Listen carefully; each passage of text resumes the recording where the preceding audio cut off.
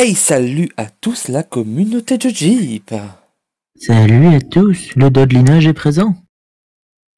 Le dodelinage, comme d'habitude. Voilà. Qui doudeline. C'est le dodelinage dodelinant, on va le dire. On n'a pas peur, on À n'a pas base peur. de dodelinade. Bon, et bien les copains, aujourd'hui de quoi on va parler ce sera peut-être un peu plus court. À chaque fois que je dis que ça va être un petit peu plus court, on fait une heure et Ça dure demie. 5 heures. Voilà, environ. Donc voilà. Euh, Du coup, de quoi on va parler? On va parler forcément de l'annonce, l'année du dragon, toutes les nouvelles annonces, qu'est-ce qui s'est dit dessus. Il y a toute notre vidéo sur ce que nous on pense, donc on va pas faire ça en détail comme on a fait 50 minutes de vidéo, mais voilà, qu'est-ce que les gens en ont pensé, on va essayer de réagir sur les réactions, c'est absolument incroyable. Et après, on va faire une grosse page e-sport sur les Winter Championship qui viennent de se terminer au moment où je vous parle. Et on finira sur le débat de la semaine. Le débat de la semaine étant, euh, peut-on marcher sur YouTube, iTunes, etc. en faisant des podcasts d'1 h et 45 minutes. J'ai Ouais. envie de dire un débat correct. Qui durera probablement 1 h et 44 minutes. Mais ça, c'est juste parce qu'on est des mecs contradictoires. C'est un peu l'idée. Bon, allez, on est parti. Alors l'actu, on en a parlé, vous avez sûrement vu la vidéo, si vous l'avez pas vue, bah, allez la voir les gars. Oh. Euh, cette nouvelle année, Den, toi voilà, qui a pas mal de contacts, des élèves, tout ça, euh, qu'est-ce qui s'est passé euh, pour toi? Qu'est-ce qu'on t'a dit? Est-ce que les gens sont d'accord avec nous? Est-ce que les gens sont contents? Est-ce que les gens sont hype? Qu'est-ce que tu as eu comme retour là-dessus? Alors, sur la nouvelle année, Oui, surtout toute l'année du dragon, tout ça là. bon, de façon générale, moi, les gens avec qui j'en ai parlé sont contents parce que, même si au final, ils ont réussi à faire un méta à peu près équilibré, euh, Hearthstone, ça reste un jeu qui, comme tous les jeux de cartes de nos jours, au bout d'un moment, une fois qu'il y en a un qui a compris ce qui était le plus fort et qui fait top 1, et puis qu'il y en a un qui dit bon, j'ai pas d'idée, alors je vais faire comme lui, puis il continue, et au bout d'un moment, ça donne des mauvais jeux, malheureusement. Pas parce que le jeu est mauvais, mais parce que les gens, quand ils jouent à un jeu de cartes ou à n'importe quel jeu, ils aiment bien que ça change un petit peu. Là, ça y est, on en est au moment où il y a un mois, on disait ça va être prêtre et chasseur qui domine. Là, ils ont compris que chasseur, il battait prêtre. Du coup, maintenant, il n'y a plus que chasseur. Donc, ça y est, faut changer. Donc, tout le monde est très content, de façon générale, je pense. C'est vrai, de ce qu'on a pu avoir, je crois que j'ai pas vu une seule personne qui était pas content de ces changements. Je pense que c'est un... T'en as vu? J'en ai vu beaucoup râler sur le format. Oui, sur le format spécialiste, mais là je parle vraiment de l'année du dragon, de fait que Bakugan s'en aille.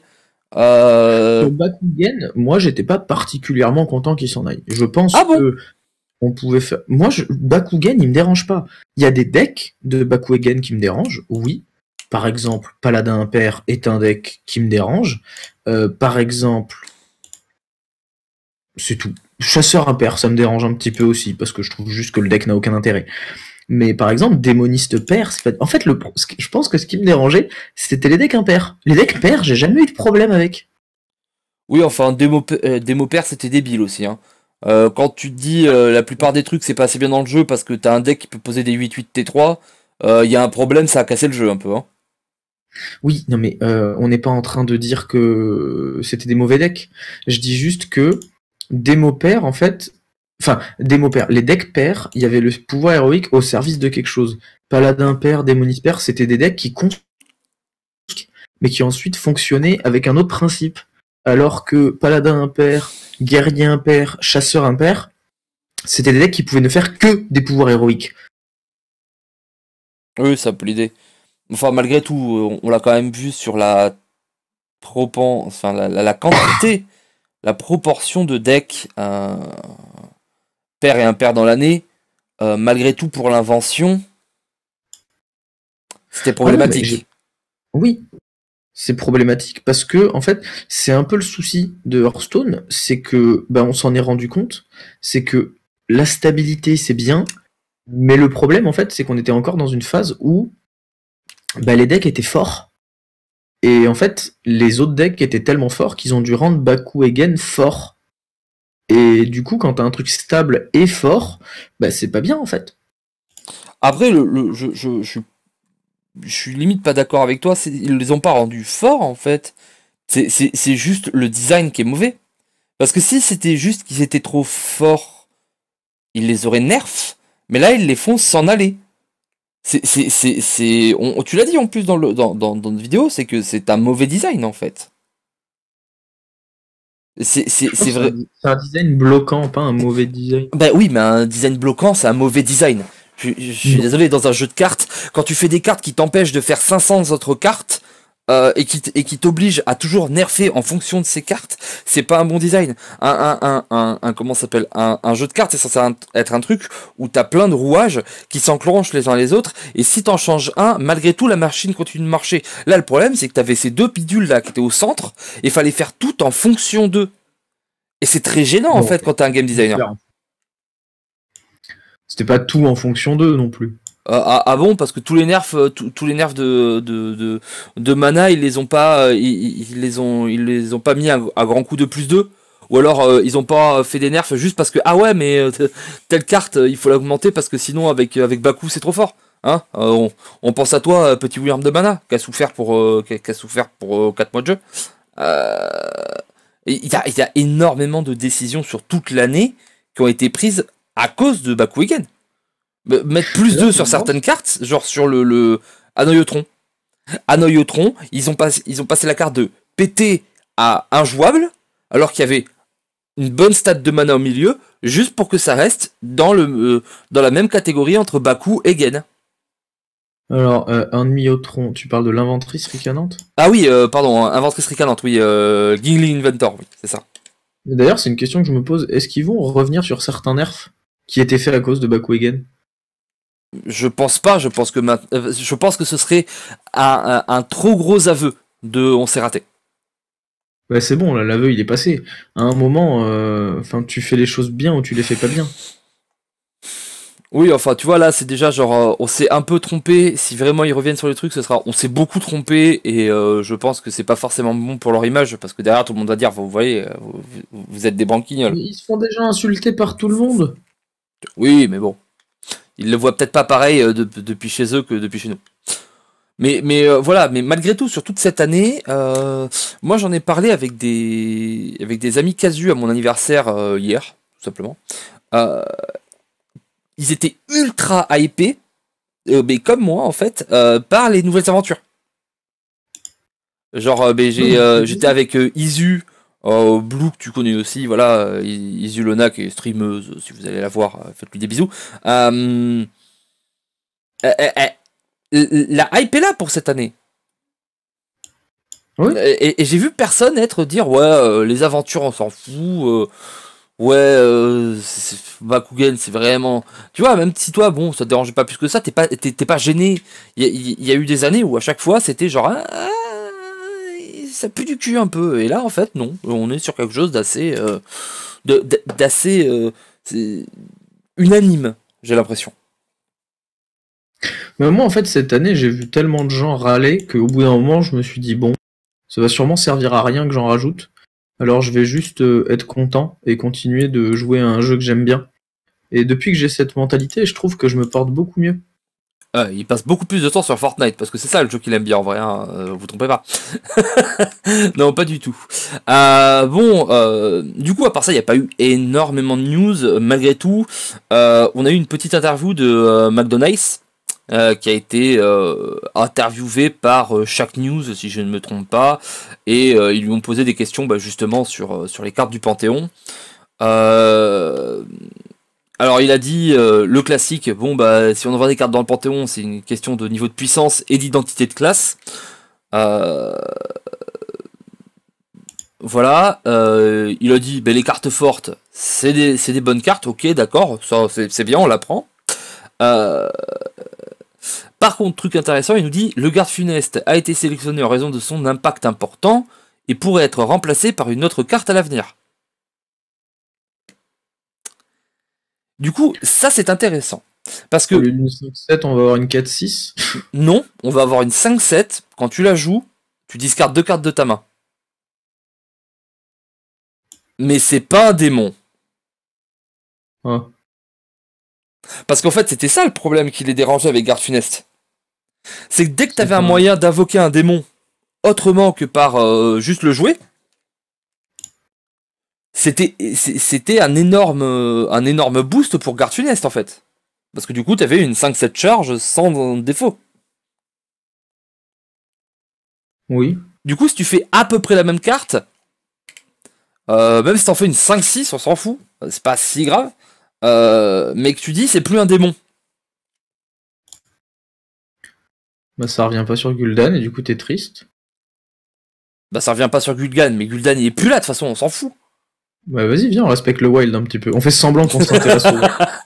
Mais non, mais le truc c'est que du coup, ils peuvent refaire des cartes en fonction qui jouent avec les démons. Et que ça va pas faire des trucs débiles comme justement Gul'dan. Mais du coup, si Gul'dan, c'est plus le problème, pourquoi ils l'ont enlevé en fait? Mais non, Parce mais que moi, c'est toujours ça la question. C'est toutes les cartes qui abusent de garde funeste disparaissent. oui, Si mais vous ils peuvent pas en faire d'autres. Et ben alors pourquoi tu me dis qu'ils vont refaire la même? Mais sans le tag démon. Et ben ils enlevaient juste démon à garde funeste et puis voilà. Mais tu peux pas enlever le démon, tu peux pas enlever démon à garde funeste. C'est comme tu peux pas dire grande crinière des savanes, c'est pas une bête. Ah non. Donc quand ils ont rajouté le tag élémentaire à la moitié du quartier, ça a posé problème à personne. Mais c'est Par parce contre, que c'est enlever parce qu'il une carte n'existait pour pas faire la avant. même- Quoi? Mais parce que ça existait pas avant le tag élémentaire. Il Ah était parce pas, que ça il y est, était. alors on est dans l'ère où les gens assument leur genre, alors on décidé de se déterminer comme élémentaire à partir de maintenant. Donc, Ça, délire, c'est exactement ça. You just assume my gender, I was an elemental, you fucking kidding me? LGBT plus E plus LM. Voilà. Effectivement, il n'y avait pas tous les types. Parce qu'ils n'ont pas voulu au début. Voilà, il y avait pas de synergie de toute façon. Il y avait des types. Au début, bon, il y avait des types, il y avait même pas de trucs combo. Mais c'est parce que ils avaient déjà des choses prévues. Genre, il y a rien qui joue avec les dragons dans l'extension de base. Il n'y a pas de carte combo avec les dragons. Il y avait le type dragon, mais il y avait absolument rien en combo avec les dragons. Oui. Mais par contre, pas très loin après, dès les premières dès les premières aventures, etc., ce qui était déjà pensé, bah il y avait des cartes des trucs qui jouaient avec la synergie dragon. C'était prévu down the line, comme on dit. Ça y est, ça commence à. Oh là là, moi Mais je. les élémentaires c'était beaucoup plus tard, donc ils les ont rajoutés. Mais là, tu peux pas dire garde funeste, c'est pas un démon. Tu peux pas dire. C'est comme si t'enlevais le tag démon à un diablotin. Ça marche pas, enfin. D'accord. Alors, je suis d'accord avec toi. D'un point de vue purement mécanique, ça serait moins con. Mais peut-être ils vont changer 2-3 trucs, ils vont faire à peu près la même chose. Parce que tu peux pas. Voilà. Ils vont faire un monsieur vénère, un démoniste vénère, et puis ça marchera, quoi. Ce sera pas un démon. Ok. Voilà. Je respecte ton opinion, ton avis et ta personne. Allez, voilà, donc il nous a dit que, voilà ce qu'on avait dit, hein, le druide, lui, c'est la génération de mana et pas la suppression de serviteurs. Du coup, vu que maintenant le druide il rentre plus, va falloir me dire ce que c'est que son identité. Vu que le druide il rampe plus, il faudrait trouver une autre identité. Non, mais ils vont lui remettre des cartes de rampe. Genre, moi, par exemple, une carte que j'aimais beaucoup, c'était par exemple le truc de Darnassus là. Oui, La ça c'était 2-3 cool. qui faisait du mana temporairement. Ça, c'était bien. Oui, c'était un bon design, ça t'as raison. Oui. Le petit lutin 3-1, ça, c'est des bons designs. Parce que c'est de la rampe, ça peut dégénérer, mais ça peut aussi être contrôlé par l'adversaire.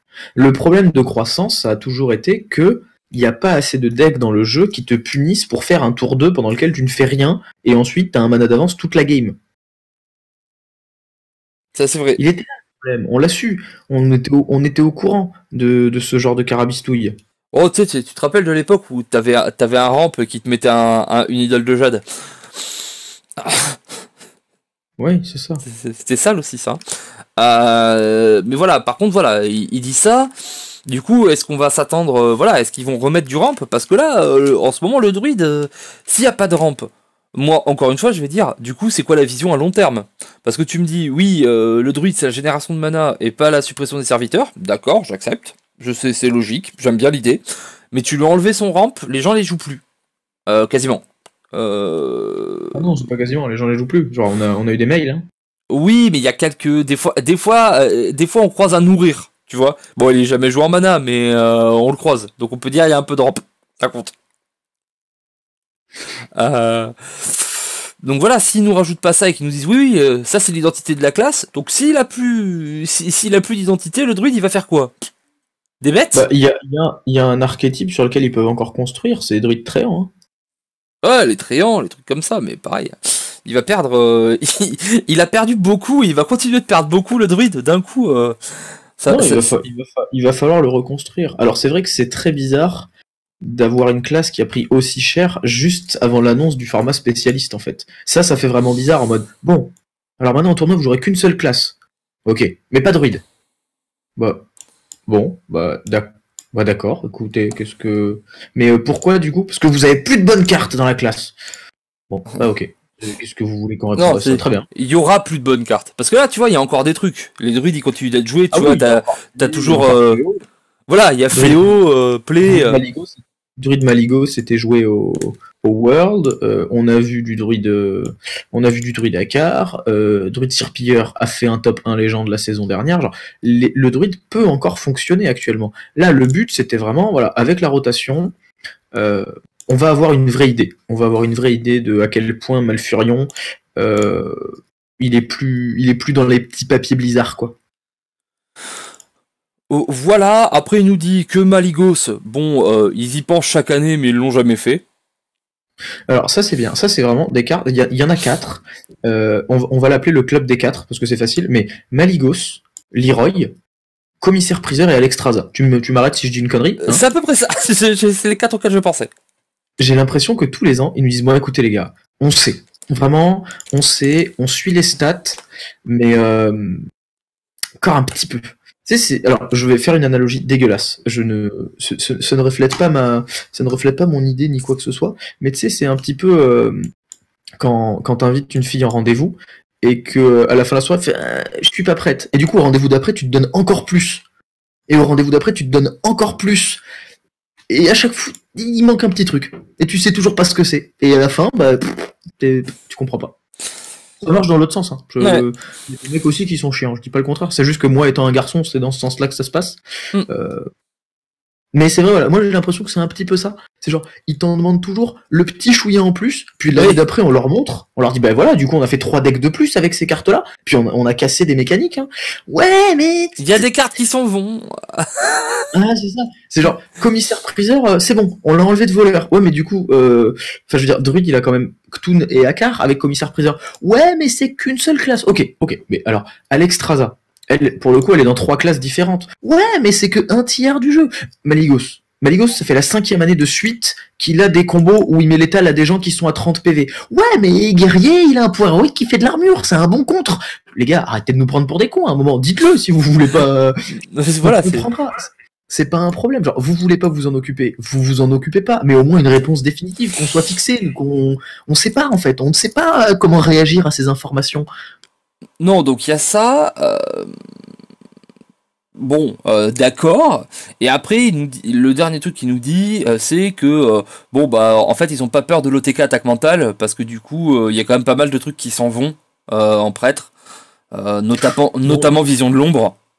L'OTK attaque mentale, non, parce que Galerie s'en va, il me semble. Non, les sorts légendaires, c'était. Non, les sorts légendaires, c'était Armageddon. Non, Galerie de clonage, ça reste. Galerie de clonage, ça va pas, mais genre Anduin s'en va. L'émeraude s'en va, donc il faudra vraiment toucher la galerie la plus parfaite de l'histoire. Ouais, l'élémentaire qui baisse les sorts, qui a été pas mal utilisé par prêtre, s'en va aussi. Voilà, Lyra s'en va. Lyra s'en va. Vision, hein. C'est Vision hein, qui est. Vision s'en va aussi. Vision, excellente carte au demeurant, comme on dit. Ouais, donc oui, il perd des trucs quand même. Hein.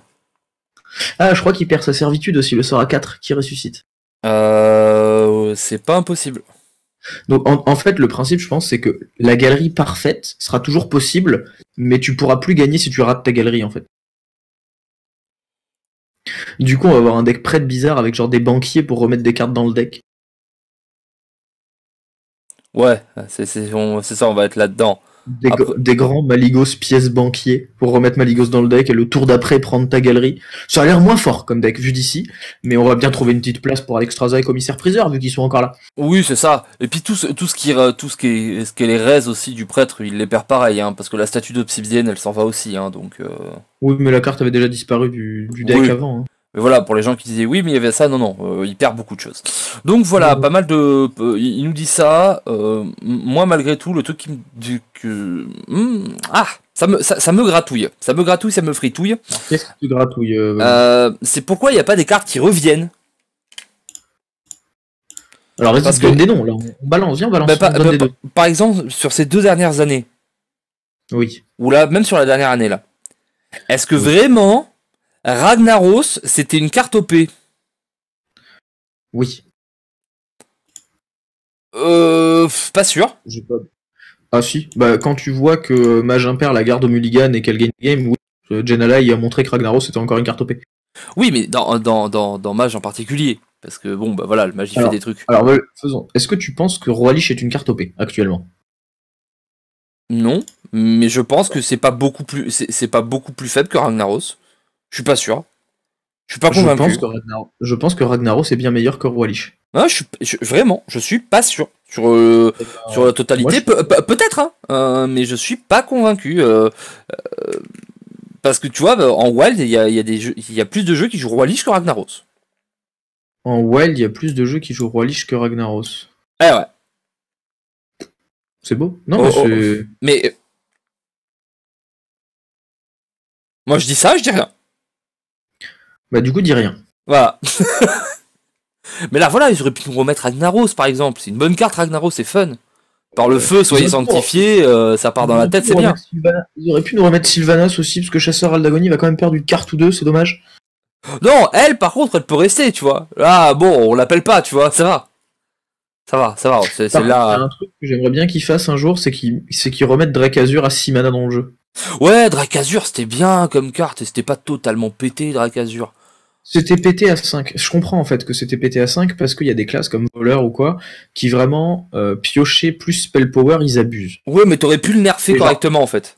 voilà, mais tu peux genre actuellement dans le méta actuel, je pense que tu peux pas le mettre à 5 parce que genre pour le coup, Mage Impair, il va faire des trucs vraiment pas catholiques. T'as vu encore que tu reviens sur. Ouais, parce que du coup, Mage Impair, t'as vu, il y a Baku, il est là, il te regarde, il fait Eh, tu vois que je suis important. Oui, C'est non, mais terrible. Baku, il est important, je sais. Moi, vraiment, pour moi, entre Baku et Gen, c'est Baku le problème. Ah oui, non, mais Baku, Baku, c'est le papa, hein. mais voilà. Mais par contre, c'est une carte où, genre, est-ce que vraiment, avec la quantité de cartes, genre, on pourrait pas, genre, je sais pas, la mettre en épique et t'en fais une 4-5 et tu la mets à 6 mana? Genre, pour 6 mana, un Yeti qui pioche et qui fait Spell Power. Le Yeti, il coûte 4. Pour 1 mana, tu mets la pioche. Pour 1 mana, tu mets Spell Power. La pioche, ça vaut un peu plus que 1. Le Spell Power, ça vaut un peu moins que 1. Que c'est un dragon. 6 mana. T'as le tag dragon, voilà. Je sais pas, j'ai l'impression qu'une 4-5 pour 6. Non, mais t'aurais pu faire ça, mais c'est vrai que voilà, en plus c'était sympa parce que plus tu pioches des cartes, plus tu joues des cartes, plus le skill est important. Voilà, c'est à peu près tout. Les gens sont assez contents, donc nous on est contents aussi. HCT. Oui. HCT, notre nouveau CD qui sort dans les bacs la semaine prochaine. Pour acheter notre CD. Ah non, mais non.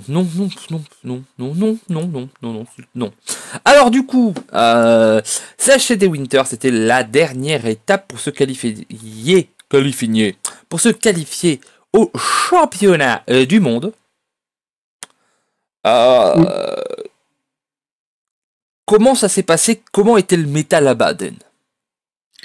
Le méta était très très varié. Ce qui était très très plaisant d'ailleurs. Avec notamment, on a un peu tout. On n'a pas vu de line-up très très contrôle.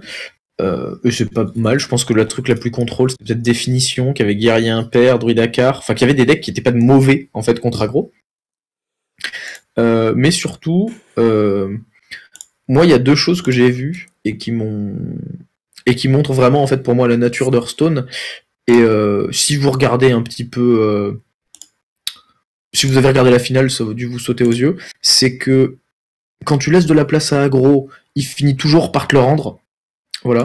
Bunny Hopper et Viper, ils ont bien rappelé à tout le monde que ouais, vous avez dit que personne ramènerait aggro, vous avez ramené Greedy. Bon, bah faut qu'on discute les gars, parce que là on va vous casser la gueule. Et ils leur ont cassé la gueule, hein, si on est un petit peu honnête avec nous-mêmes. C'est un peu l'idée.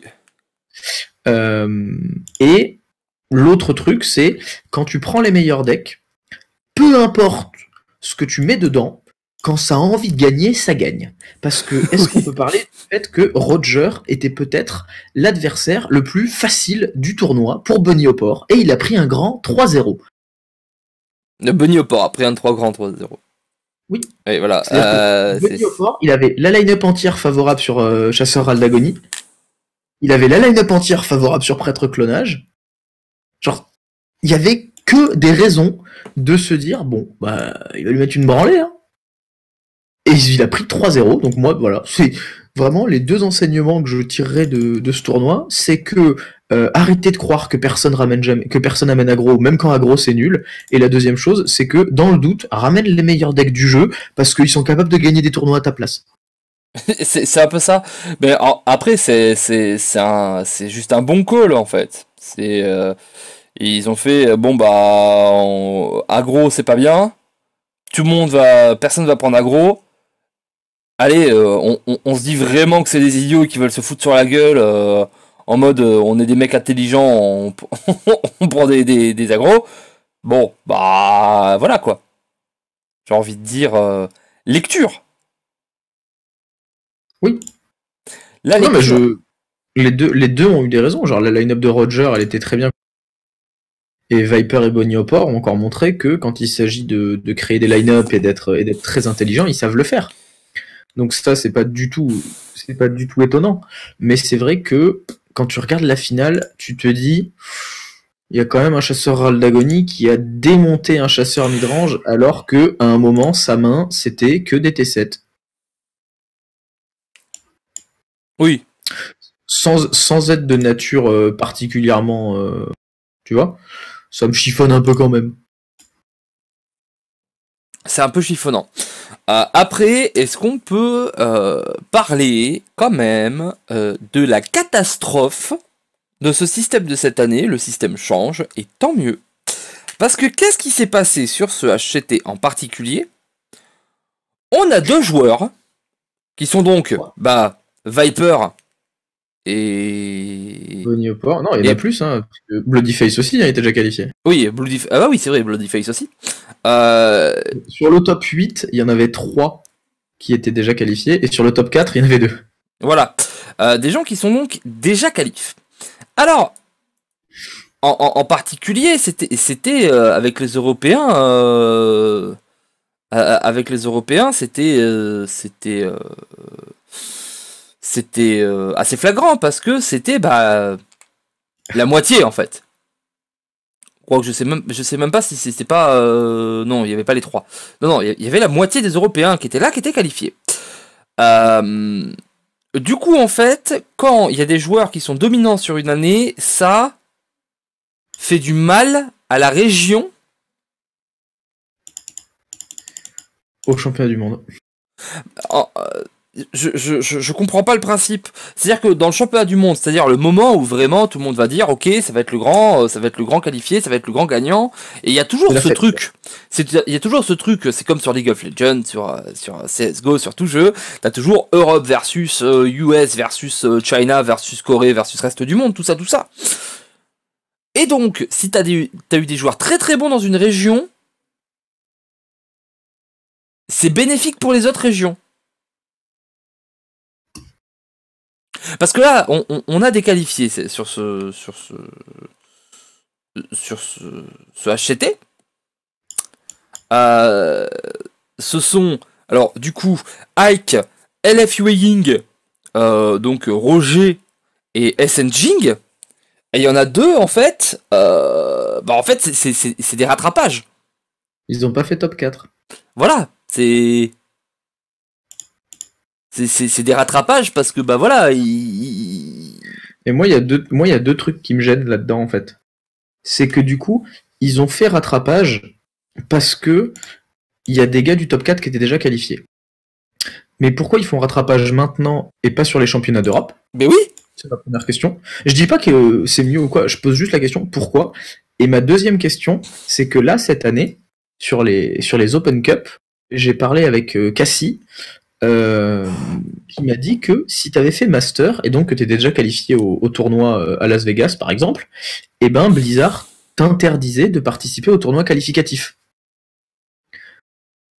Donc, dans le système là, ils le font en fait, que si t'es déjà qualifié, tu n'as pas le droit de participer.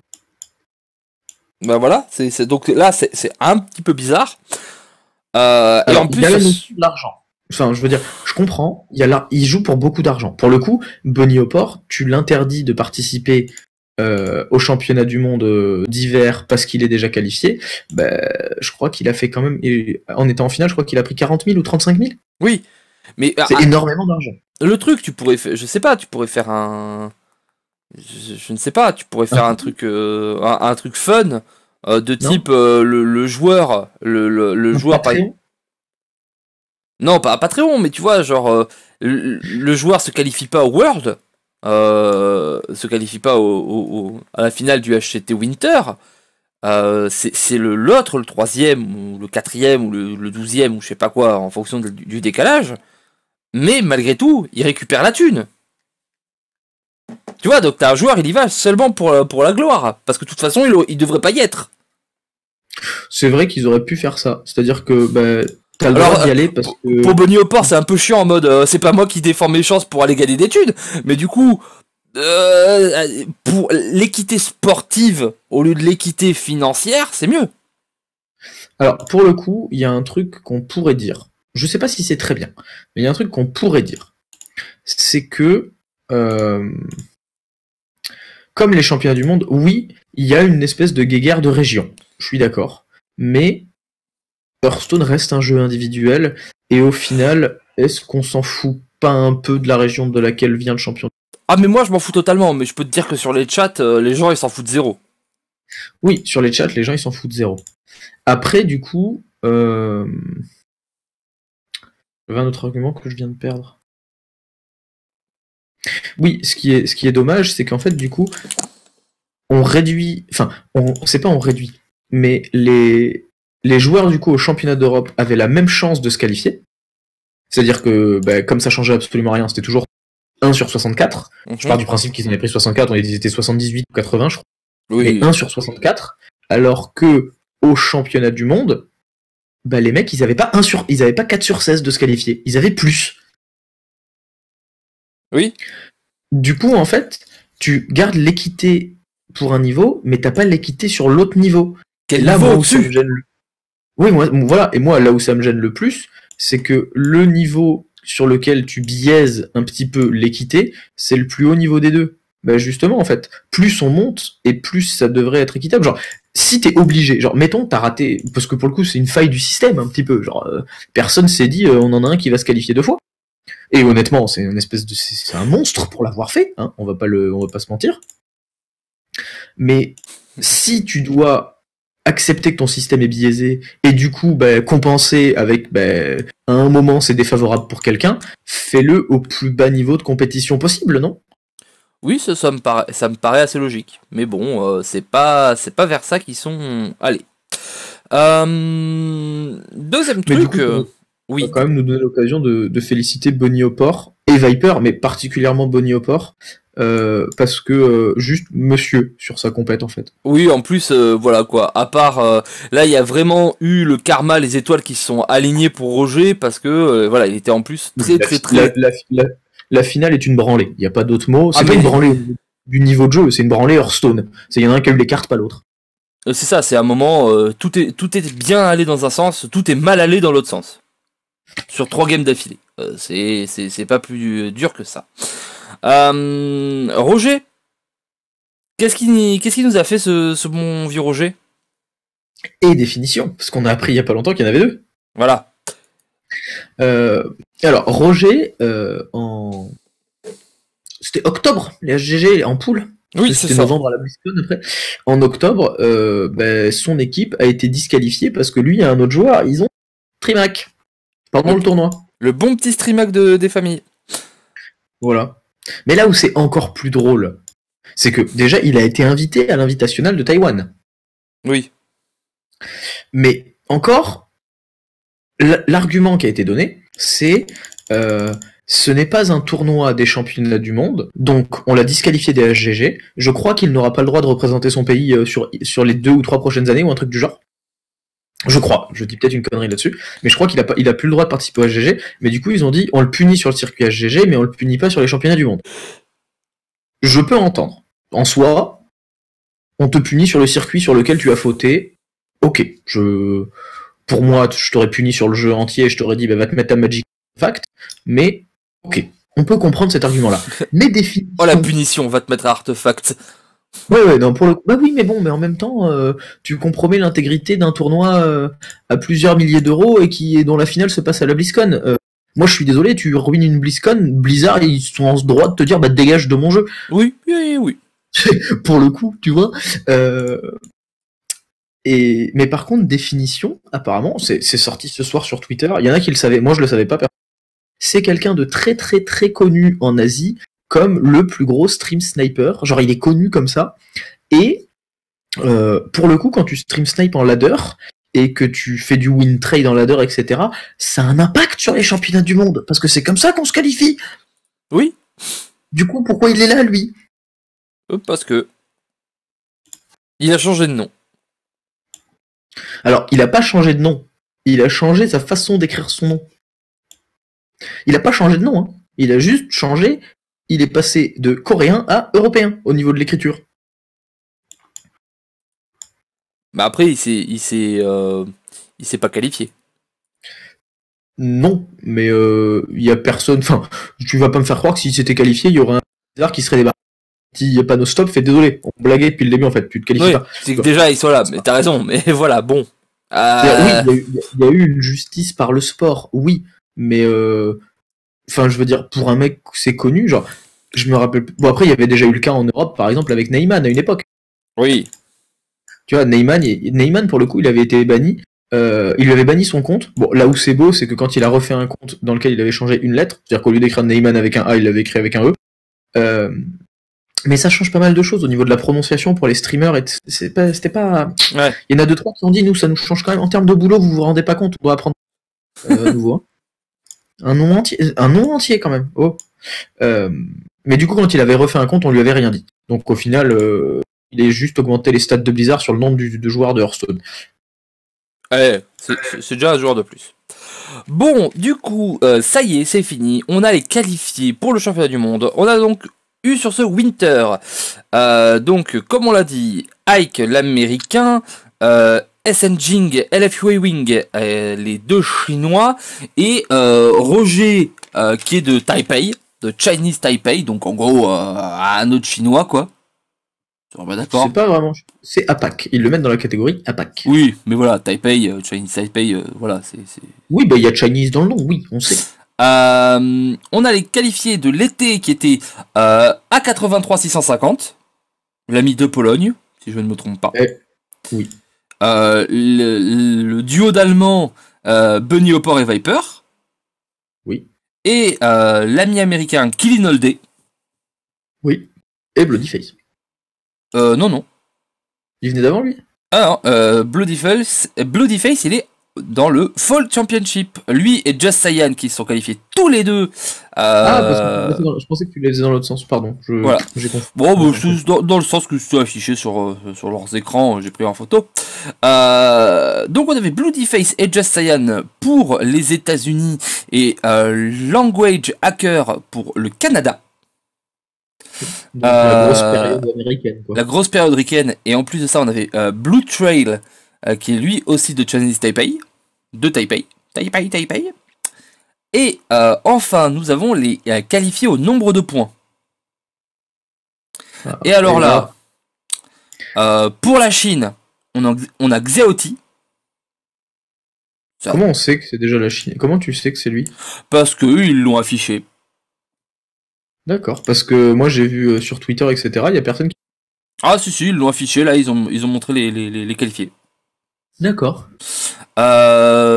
Pour l'APAC, Et je pense que c'est philippin. C'est Tyler.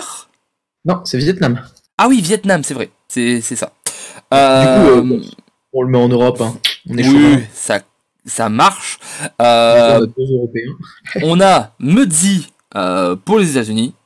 Alors, Mudzi, non, c'est pas une mozzarella, c'est Muzzy. Oui, Mudzi, il y a 2 Z. Non, Mudzi, non.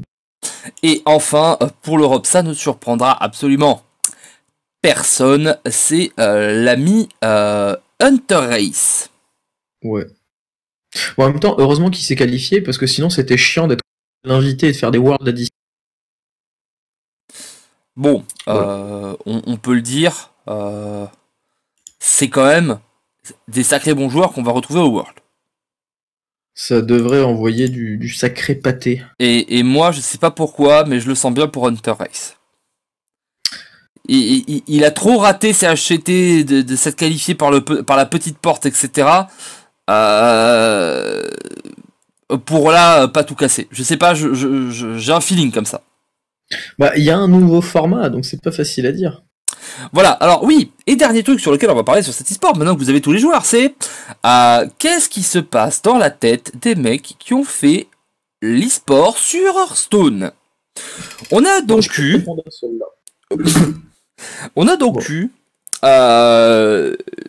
les HCT 2018-2019, l'année du corbeau. Et on va donc faire le championnat du monde en avril, après que la nouvelle extension soit sortie, l'année du dragon avec un nouveau format. Donc on a fait toute une année en conquête pour que les championnats du monde, ça se fasse en spécialiste. Alors moi je sais pourquoi. C'est une raison assez logique en fait. Hein. Dis-moi. C'est qu'ils veulent se servir des championnats du monde pour promouvoir leur nouveau format aux yeux. Non mais bien sûr qu'on sait pourquoi, que c'est pour faire de la pub, c'est marketing.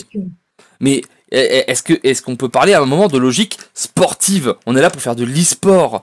Et ce que comprend pas Blizzard, c'est que les gens ils suivent l'e-sport et les jeux qui marchent le mieux e-sport, et notamment ils le font sur l'Overwatch League à côté, ce qui est assez fou. C'est quand en fait tu fais vraiment un sport avec une équité sportive et que tu fais pas du marketing de ton e-sport. Tu peux en faire, mais avant tout, tu fais l'équité sportive, et une fois que tu as l'équité sportive, la logique sportive qui est faite, tu fais du marketing derrière. Eh ben moi je suis convaincu que la finale de football, il devrait la faire au tennis-ballon. Mais c'est exactement ça, c'est comme si tu avais le championnat du monde de foot, du coup les mecs ils jouent, paf paf paf, ça se qualifie à la finale, et à la finale, ils rentrent sur le terrain, et là tu comprends pas, c'est l'équipe de France de rugby. C'est plus les mêmes, c'est un match de rugby la finale du championnat du monde de foot.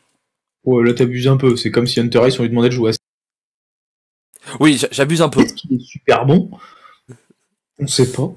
Non, c'est du coup on leur dit ouais, vous jouez sur demi-terrain. Ouais, enfin c'est ou alors vas-y, c'est du futsal. La finale oui, c'est exactement ça en fait. Je t'ai déjà dit, moi j'adore ça le futsal. Ah bon, je suis pas trop fan. Je suis vraiment fan du futsal pour une raison simple, c'est qu'à une époque sur Super NES, quand j'étais petit, il y avait un jeu de futsal sur lequel il n'y avait pas de touches. Et moi, c'est ce qui m'a toujours ennuyé dans les jeux de foot, c'est les touches, ça prend du temps. Voilà, donc j'adore le futsal. Ok. Voilà, donc je comprends pas, je trouve pas ça logique. Je pense que c'était logique sur la fin du Conquête, etc. Quelque part, on donne la couronne du meilleur joueur de Conquête. Tu vois, on était sur la fin d'un format. Moi, je voulais voir le World et je voulais que je me dise, ce mec qui a gagné, c'est le mec qui a le mieux géré le format Conquête au monde sur ces 2 dernières années, parce que les gens se sont améliorés, etc. C'est le paroxysme du joueur de Conquête. Là, au final, on sait pas trop, parce qu'on a eu plein de qualifiés à plein de trucs différents. Voilà. Tu débarques dans un meeting Blizzard, tu sors des mots paroxysme et tout, forcément ils sont perdus les mecs. Oh mais ça me dérange toujours un peu. C'est voilà, c'est genre de choses qui sont. Moi je comprends la logique. Non, mais il y a une logique, mais elle est pas sportive en fait. Ah bah non. C'est ce que je vais dire est un peu méchant, mais j'ai pas l'impression que il y ait une logique sportive. Genre, c'est assez drôle parce que c'est la même compagnie qui fait Overwatch et Hearthstone, Et Overwatch, ils ont banni des joueurs de la ligue pour des propos en stream qui n'avaient aucun rapport avec la ligue. Et ça, c'est beau. C'est-à-dire qu'il y a quand même des mecs qui ont... Bon, alors ils ont tenu des propos, etc. Enfin, je dis pas que c'est pardonnable, mais ils l'ont fait sur leur propre stream, où il n'y avait aucun lien avec l'Overwatch League, etc. Alors qu'ils n'ont pas banni des mecs qui ont triché sur le circuit officiel Hearthstone, et ça a été... C'est vrai que c'est fou. Et l'Overwatch League est un petit peu un modèle d'équité sportive à travers les matchs, etc., où ils essaient de faire des calendriers bien ficelés, alors que Hearthstone, tu vois, moi c'est ça qui m'épate, en fait, c'est la même compagnie qui a fait l'un des trucs les plus carrés et l'un des trucs dans lequel il y a plus de trous. Oui, c'est... Justement, en plus, cette disparité sur deux jeux de la même société, c'est bon. Allez, pourquoi pas? Vendu. Bon, c'était à peu près tout. Du coup, Dan, on passe au débat. C'est déjà? Oui, déjà. Du coup, le débat ce soir, c'est est-ce que... Et du coup, je te pose la question directement. Est-ce que on peut percer sur YouTube et sur iTunes en faisant des podcasts d'1h30, 1h45, 1h50? Je pense pas. Ok. Je suis d'accord avec toi. Voilà. On est pas mal, hein? Bon. Ouais, bon podcast. Un bon podcast. Non, les copains, c'était notre petite blague. Pour tout vous dire, on n'a pas de débat aujourd'hui, tout simplement parce qu'on voulait faire quelque chose d'un peu plus court. On a fait quelque chose de très long la semaine dernière. On a des grosses choses. On devait avoir un invité. C'est très compliqué parce que notre invité a lancé une chaîne. Hein, vous savez laquelle c'est. Voilà. Mais c'est littéralement ça en plus. C'est la vraie excuse. Il était occupé d'être en banane. C'est vrai. Donc voilà, il pouvait pas être là. Nous, voilà, on s'est dit la dernière fois c'était très long. On va essayer de faire un peu plus court. Voilà, donc on va vous laisser là. Comme d'habitude, vous suivez notre actualité sur Judgeip ou sur notre chaîne. Sur notre chaîne, il y a des vidéos qui arrivent très bientôt avec pas mal d'annonces, notamment des changements par rapport à ma personne. Et par rapport à ma personne dans la société Judgeip. Le cosmos, quoi. Voilà, dans le cosmos. Les choses vont évoluer. Peut-être je quitte Judgeip. Peut-être, vous savez pas. Peut-être c'est un teasing. Oh, tu dis pas des trucs comme ça fait peur. Hein. C'est un teasing. Faudra aller voir sur la chaîne. Peut-être j'annonce je m'en vais de Judgeip et qu'en fait, on sait pas pourquoi. Hein, le judge, il s'est mis à mettre des pulls saumon. Et là, d'un coup, il nous a dit, ouais, mais non, vous faites les vidéos, mais par contre, c'est vous qui me donnez de l'argent. Il s'est mis à mettre des pulls saumon. C'est la meilleure blague. Mais je sais pas. Ah non, mais apparemment, ça fait un truc, le pull saumon. Bon, j'ai vu Oliège tout à l'heure, il avait un pull saumon, il a demandé à retirer les salaires de ses collègues. Alors, du coup, je me dis, il y a un truc, tu vois. Ça doit être dans la couleur. Bon. Moi, si un jour je fais un compte, je l'appelle Dodo la Saumure. Dodo la Saumure, c'est dégueulasse. J'espère que vous avez pas la référence. Des bisous les copains. Voilà. Non, je conclurai là-dessus, ça n'a aucun rapport, mais je viens de réaliser que mon dos de carte préféré, c'est le Tespa, et il est couleur saumon. Donc peut-être que la personne au pull saumon, dans le jeu, c'est moi. Peut-être. Non, j'espère pas. Voilà, on vous fait des gros bisous les copains, on se retrouve très très vite pour un nouveau podcast. Comme vous avez vu, on essaye d'être un peu plus régulier que ce qu'on l'a été. Vous inquiétez pas, normalement, si vous nous connaissez bien, dans 3 semaines, on en a marre, on n'en sortira plus pendant environ 10 mois. Mais vraiment, si vous nous connaissez bien. Après, voilà. Si vous allez apprendre, vous inquiétez pas. Mais voilà, des gros bisous et on se retrouve très très vite sur Judgeip. Allez, salut.